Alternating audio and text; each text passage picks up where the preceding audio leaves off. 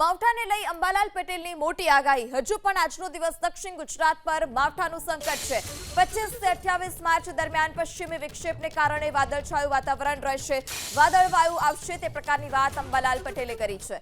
8 થી 10 એપ્રિલમાં વધુ એક પશ્ચિમી વિક્ષેપને કારણે વાતાવરણમાં બદલાવ આવશે।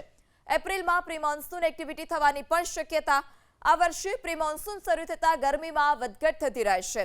11 થી 20 મે દરમિયાન ગુજરાતમાં આંધી વંટોળ આવી શકે છે। સૌરાષ્ટ્ર સહિત ઉત્તર ગુજરાતના અને મધ્ય ગુજરાતના કેટલાક ભાગમાં હવામાન ચોખ્ખું થતું જશે, આકાશ સ્વચ્છ થતું જશે, ક્યાંક હળવા વાદળા જણાશે। દક્ષિણ ગુજરાતના ભાગોમાં ક્યાંક વરસાદ થવાની શક્યતા રહે। દક્ષિણ સૌરાષ્ટ્રના ભાગોમાં કંઈક સામાન્ય અસર થઈ શકે, વાદળવાળું ક્યાંક અસર, પરંતુ હવે મોટાભાગના ભાગોમાંથી રાહત થતી જણાશે। ત્યારબાદ એક 22મી માર્ચે એક 25 વિક્ષેપ આવશે અને એક 25 થી 28 માર્ચ વચ્ચે 25 વિક્ષેપ આવવાની શક્યતા રહેશે।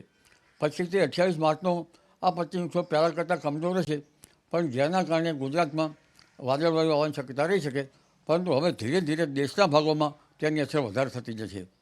ત્યારબાદ એપ્રિલની શરૂઆતમાં વાદળવાયુ આવવાની શક્યતા રહેશે અને 8 થી 10 એપ્રિલમાં હવામાનમાં પલટો આવશે અને લગભગ 14 એપ્રિલથી પવન ફૂંકાવાની શક્યતા રહેશે। એટલે 15 એપ્રિલની પહેલાં લગભગ 8 થી 15, 16 એપ્રિલમાં પણ ગુજરાતના હવામાનમાં પલટો આવી શકે અને ક્યાંક પ્રી મોન્સૂન એક્ટિવિટીનો વરસાદ થઈ શકવાની શક્યતા રહે।